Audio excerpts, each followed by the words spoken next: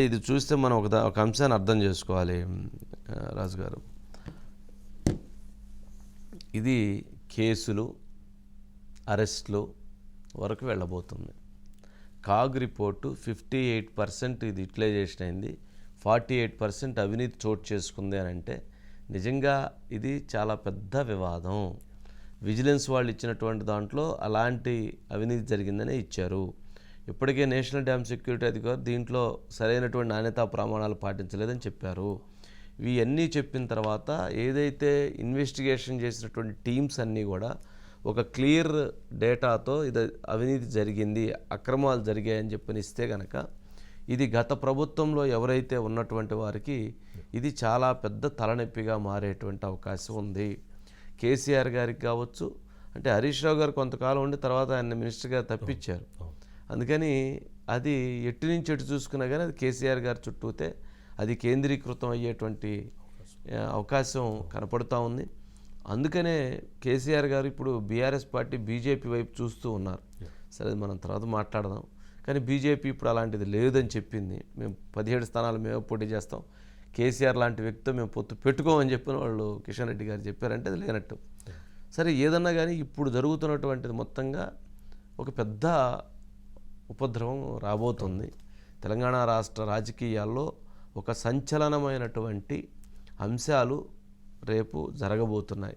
అంటే అది ఎప్పుడు జరుగుతాయి అంటే పార్లమెంట్ ఎన్నికల తర్వాత జరుగుతాయి. పార్లమెంటు ఎన్నికల ముందు కనుక అరెస్టులు ఎట్లాంటివి జరిగితే వేరే వివాదం అవుతుంది. అందుకని ఆఫ్టర్ ఎలక్షన్స్ ఇన్వెస్టిగేషన్స్ని మూవ్ చేస్తారు, చాలా సీరియస్ యాక్షన్స్ ఉండేటువంటి అవకాశం ఉంది.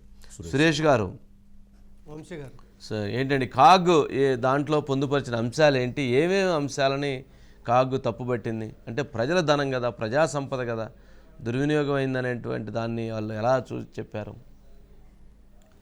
వంశీ గారు, ఇవాళ సమర్పించిన శ్వేతపత్రంలో కాగ్ రిపోర్టు, విజిలెన్స్ రిపోర్టు మొత్తం మీద అసలు కృష్ణా ప్రాజెక్టుల పరంగా కేసీఆర్ ప్రభుత్వం తెలంగాణకు ఎలా అన్యాయం చేసింది అని వివరించడానికే దీంట్లో ప్రయత్నించారు వంశీ గారు. ముందుగా శ్వేతపత్రంలో ప్రధాన కృష్ణా జలాలు అంటే మీరు చెప్పినట్టుగా మేడిగడ్డ అంశం దాంట్లో కాగు అంశాలు అవడైతే ఇందులో ఏంటంటే కృష్ణా దానికి సంబంధించి కృష్ణా ప్రాజెక్టులో యాక్చువల్గా 811 టీఎంసీలు అయితే అందులో అడాగ్గా 299 టీఎంసీలు తెలంగాణకి, 511 టీఎంసీలకి ఆంధ్రప్రదేశ్కి కేటాయించారు వంశీ గారు. అదే కొనసాగుతూ వస్తుంది.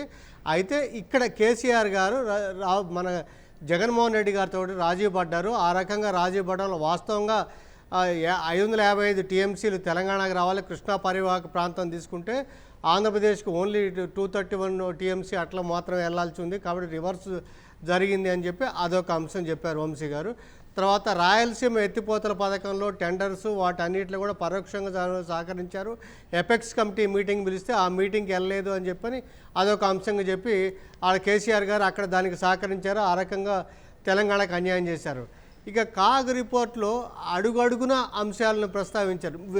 దాంట్లో విజిలెన్స్ రిపోర్ట్లో ఇంకొక అంశం ఏంటంటే వంశీ గారు, ఏదైతే మేడిగడ్డ ఉందో మేడిగడ్డ కుంగుబాటు అనేది కాగ్లో కూడా అసలు 2019లో ప్రారంభించిన తర్వాత పగుళ్ళు వచ్చాయి, సిమెంట్ బ్లాకులు కింద కొట్టుకుపోయాయి. కాగ్ రిపోర్ట్లో ఒక పిక్చర్ చూపించారు వంశీ గారు. 2022 జనవరిలో ఆ పిక్చర్ తీశారు. ఏంటంటే సిమెంట్ బ్లాకులు కింద కొట్టుకుపోయాయి, అన్నారం బ్యారేజ్ దిగువన ఆ సిమెంట్ బ్లాకులు కొట్టుకుపోయాయి.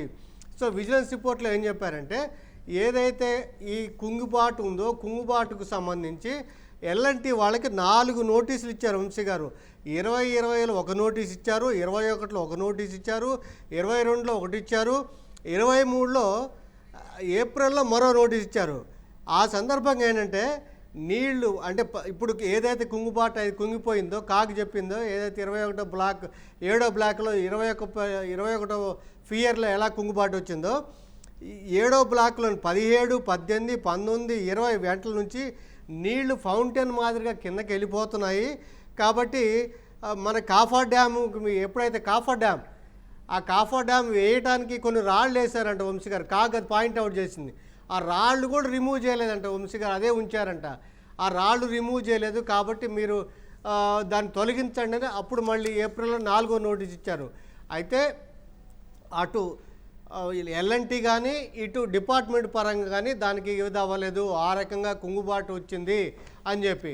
తర్వాత మనకి కాగ్ రిపోర్ట్లో ఇంకా స్పెసిఫిక్గా ఇంకొక మెన్షన్ చేసింది అంటే ఈ పంప్ హౌస్లు ఇవన్నీ కూడా ఉన్నాయి కదా వంశీ గారు, దానికి సంబంధించి మామూలుగా రేట్ కాంట్రాక్ట్ మామూలుగా ముందుగా ఒక 2,000 కోట్లు అనుకుంటే దాన్ని 4,000 కోట్లకు పెంచారు. ఆ రకంగా 4,000 కోట్ల రూపాయలకు మేరకి మనకి దీనికి నష్టం కలిగించారు.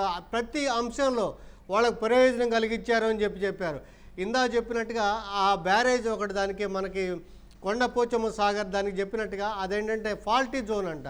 అక్కడేంటి మనకి భూకంపాలు వచ్చే ప్రమాదం ఉంది. అది తెలిసి కూడా 6,000 కోట్ల రూపాయలకు పై ఖర్చు పెట్టి ఆ రకంగా ప్రాజెక్ట్ నిర్మించారు. ఇక అసలు ఒక అంశం లేదు, ప్రతి అంశంలో కేసీఆర్ గారు ప్రభుత్వం చేసిన అవకతవకలు అవినీతే అని చెప్పారు. ఉత్తమ్ కుమార్ రెడ్డి గారు చెప్పారు కాగ్ చెప్పింది మేము కన్సిడరెన్స్ తీసుకుంటున్నాము అని.